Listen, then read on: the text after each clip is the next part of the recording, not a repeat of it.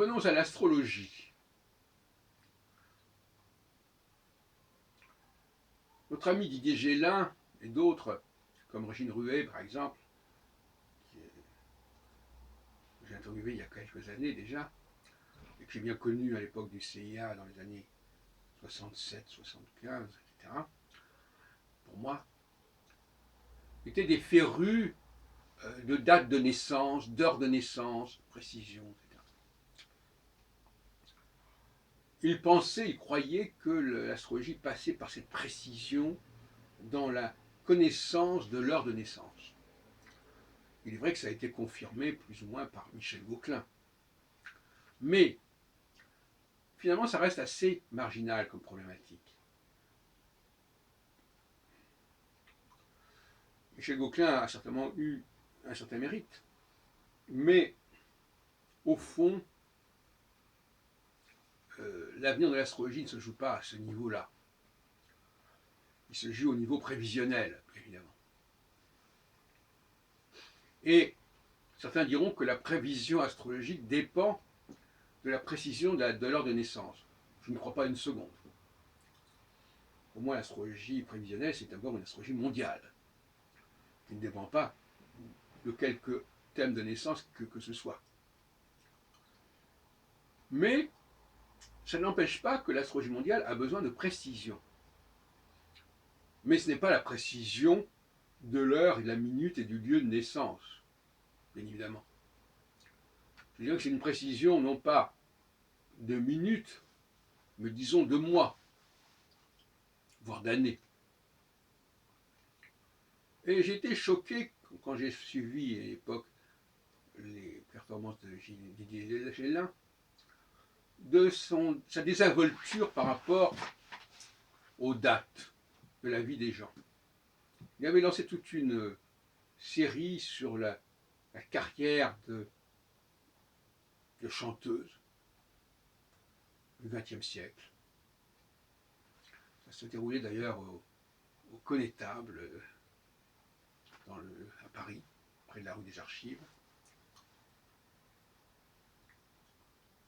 Et quand il donnait des dates concernant ces personnes, il ne s'intéressait ni à la précision des dates, ni surtout à la configuration astrale de ces dates. Tout était ramené au thème natal. Et ça, c'est inacceptable, c'est insupportable. Donc, précision, il est clair que ce qui se passe en telle année, c'est en telle année, et ce n'est pas à l'année d'après ou d'avant. Alors, il y a beaucoup d'astrologues au mondial qui, eux, couvrent des champs très larges, des dizaines, voire des siècles. Bon, ça c'est inacceptable aussi. L'astrologie n'est pas faite pour couvrir des périodes aussi longues. Je dirais même qu'elle ne peut pas couvrir le climat astrologique est susceptible de varier, disons, tous les 3-4 ans. Bon. Et il y a un retour, il y a une cyclicité. Donc, les travaux de quelqu'un comme Ridoux, etc., sur des grandes périodes, pour moi, c'est du pipeau. L'astrologie doit s'inscrire dans ce temps court et rester dans cette précision qui fait que, par exemple, ce qui s'est passé en 2004, c'est pas ce qui se passe en 2008 ou en 2001, etc. Bon, c'est clair.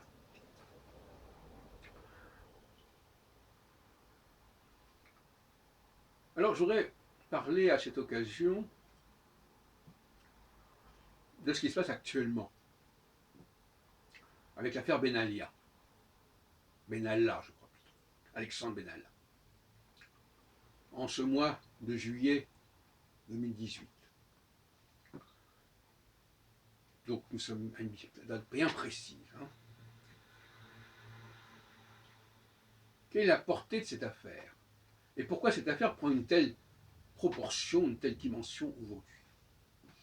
Parce que cela coïncide, c'est porté par la disjonction de Saturne par rapport à l'étoile fixe royale Antares dont elle s'est éloignée quand même de pas mal de degrés depuis, puisque désormais nous sommes au milieu du Capricorne, si je ne m'abuse, bien que je n'ai pas tout le temps l'œil fixé sur les éphémérides.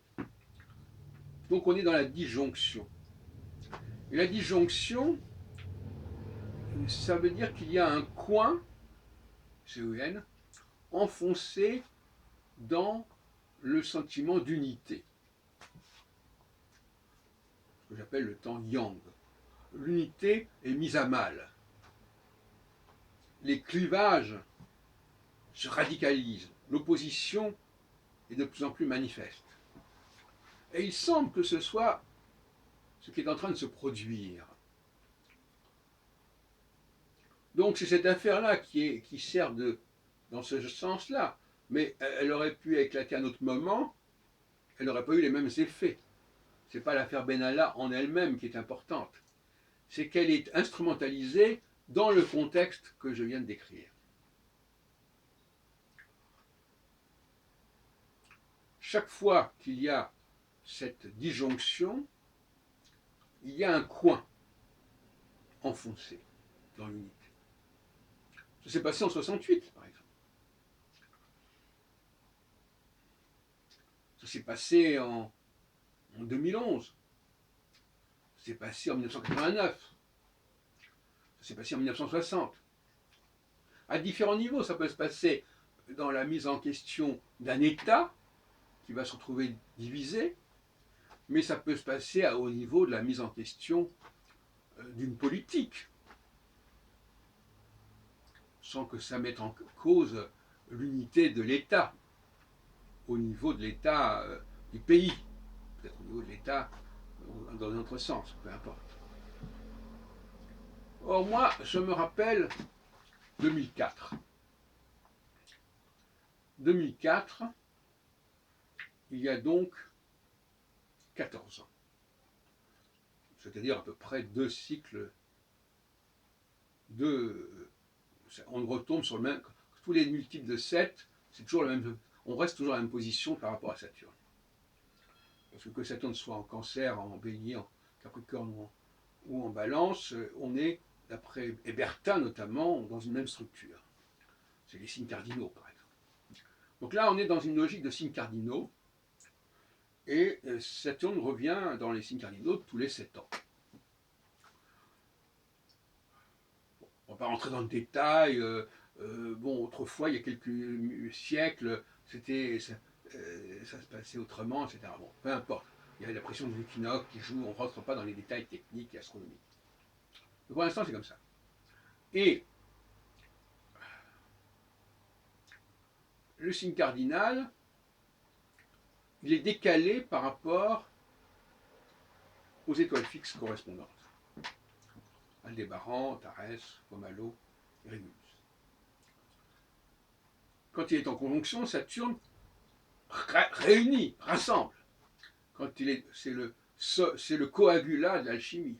Quand il est en disjonction, c'est le solvay, c'est la dissolution. Dans tous les sens. Et par conséquent, qu'est-ce qui s'est passé en 2004 ? Là, j'en resterai à la petite histoire de l'astrologie française, du mouvement astrologique français. Le grand congrès que j'ai eu l'honneur d'organiser et de présider en novembre 2004, et qui a mis fin à la domination d'Yves Le Noble sur le milieu astrologique. À ce moment-là, le milieu astrologique s'est clivé, et la disjonction, c'est le clivage. Un de ceux qui ont profité de ce clivage, d'ailleurs, c'est Didier Castille, qui organisait des réunions importantes à Paris et à Lille. C'est la fin d'une unité, c'est la fin d'un monopole, ou d'une apparence de monopole. Et par conséquent, on voit bien avec l'affaire Benalla que l'opposition finit par se trouver sa cohérence, sa cohésion, ce qu'elle n'avait pas trouvé jusqu'à présent.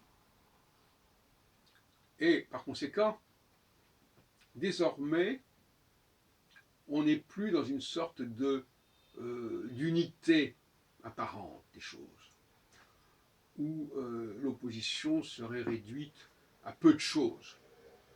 là, elle va prendre une consistance tout à fait autre, une autre dimension. Voilà, voilà un exemple de ce que l'astrologie peut apporter au niveau de la science politique. Tous les 7 ans, et c'est curieux parce que 68 c'est quand même pas d'hier, ça date d'il y a 50 ans, tous les 7 ans, 50 ans c'est 7 x 7, 49, voilà, tous les 7 ans, il y a le risque d'une implosion, une explosion, enfin une implosion de l'unité.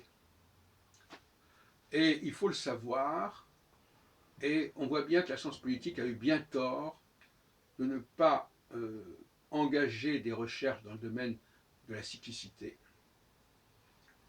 Ce qui fait qu'aujourd'hui, elle est impuissante à comprendre son phénomène. Mais il n'est pas trop tard. Nous lui offrons les bras pour que la science politique prenne connaissance de nos travaux en astrologie mondiale.